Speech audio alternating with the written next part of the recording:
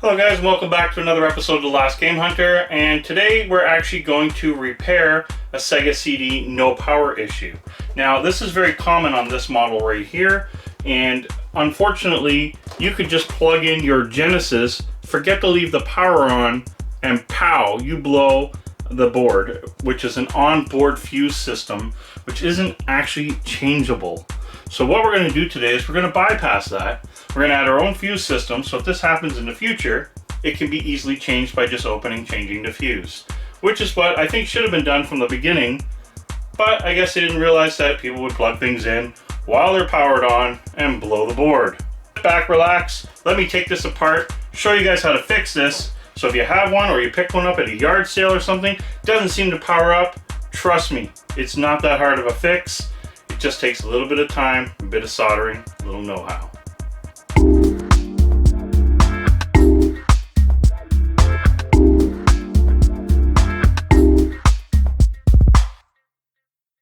If it doesn't power up after the fuse changed, then we have other issues. But 99% of the time, the issue is this fuse.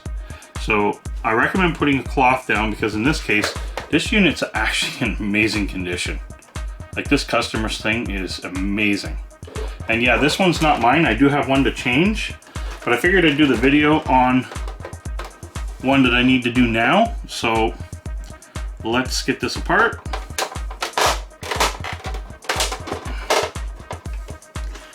And they're all the same length, so don't worry about knowing what screw goes where.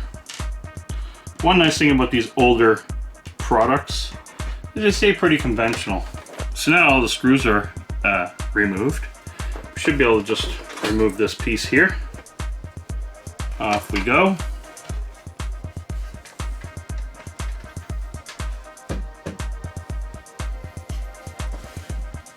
Wow, this machine is absolutely gorgeous inside out. It's almost like it was dead right from the beginning and no one ever got to use it. Look at the condition. There's no dirt, there's no dust, there's nothing inside this thing. That's pretty impressive.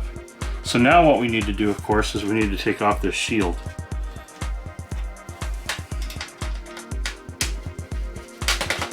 It's been a little while since I've taken one of these apart.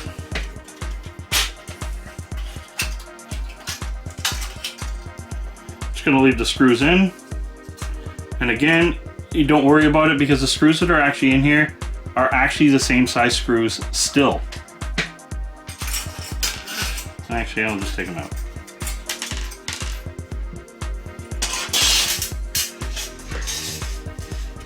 So guys, here's your board.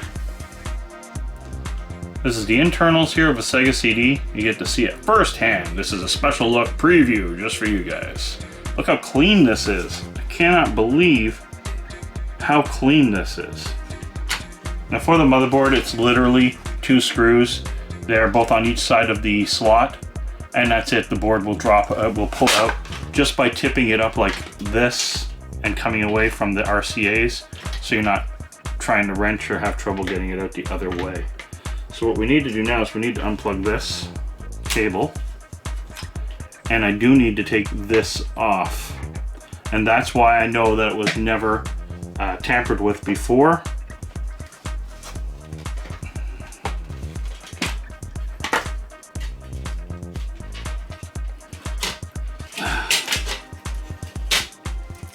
Huh.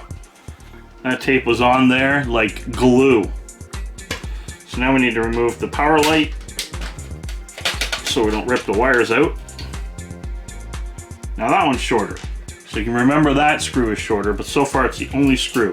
So just remember that the one screw that is different is the power light screw, and that's the one that goes in here. So other than that, all the screws are identical. Make sure you don't damage, strike, or touch the lens, because you're going to get into a whole new pile of problems. I love that. Sega, made in Japan. Where do we see that anymore? Okay guys, so now that we have the board out, what we need to do, we need to find our problem. Our problem is F301 right here. And F301 is actually fuse 301. And that fuse is 99% your culprit for any of these issues. Now, that said, I put a continuity tester to it. There's no continuity, so in this case it should be the issue, but it not always is so. Another thing that you need to wonder about is why the fuse actually went. One, if you have power connected to your Genesis and you're plugging it in or out of the Sega CD, you can actually cause a voltage spike and blow this fuse. Two, if your CD drive jams up, it can actually cause feedback, creating more voltage or resistance going towards your product and still blow your fuse. So when you open it, you might want to just see if it rolls freely, very, very, very lightly. As you can see, this one does. So the fuse did not go because of this. The fuse probably went because of the Genesis being plugged in while being connected. Now what we need to do, I bought some 2 amp fuses. I went with 2 amp over the 2.5 that it's rated for because I believe these will actually take more of a hit before they will blow. So I want to be a little safe than sorry, considering we can now change them after this mod. And you need a fuse holder. So I'm going to cut it here. I'll have my 2 lengths. They'll come off the board wherever I want them to. And I'll have a reusable fuse system on this Sega CD. So let's get to it now. Solder this up and get this thing working. So first what I'm going to do now is I'm going to tin up these wires so that they have their own solder, brand new, fresh, clean solder. I'm using a pretty big flat tip, and the reason why I'm doing that, I want to dispense heat as fast as I can here. This is not a fine solder job, so I don't need to worry about having to be too fine. As you can see here, it's getting it all nice and warm.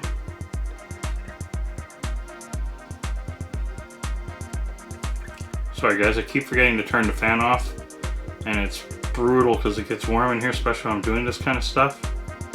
I'd like to have my fan left on, but then it leaves all this background noise. I just turned it off again because I forgot. So if you heard it before that, I apologize. Okay guys, what I'm going to do, I'm going to use the fuse posts as my wire up, and the reason why I'm doing that is because my wire is a heavy gauge, so it's not something I want low to the board, so I want to elevate it a bit so I don't have any issues. So let's take one side here. I have to go towards the RCAs is the way to go, because you want to also get rid of your wire after.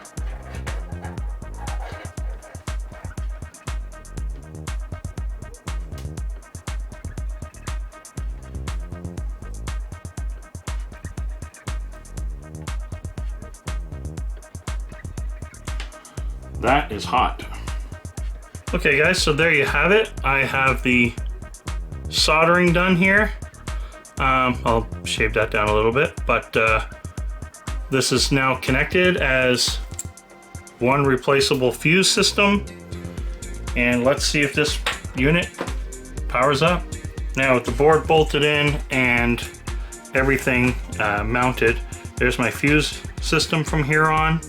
I just wanted to show you this before I put it back together, and that way I'm not having to cut or do anything here like I did on mine. I had my fuse system out here, which kind of is a little bit easier to get at, but in the grand scheme of things, it isn't that hard to take this cover off, and you know, don't have to do any modifications to the case at all.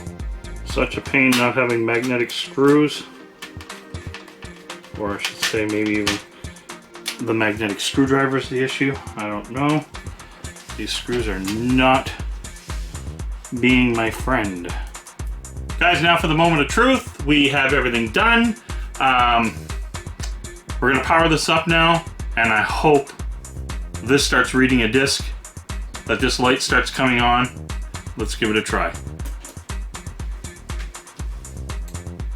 There we go.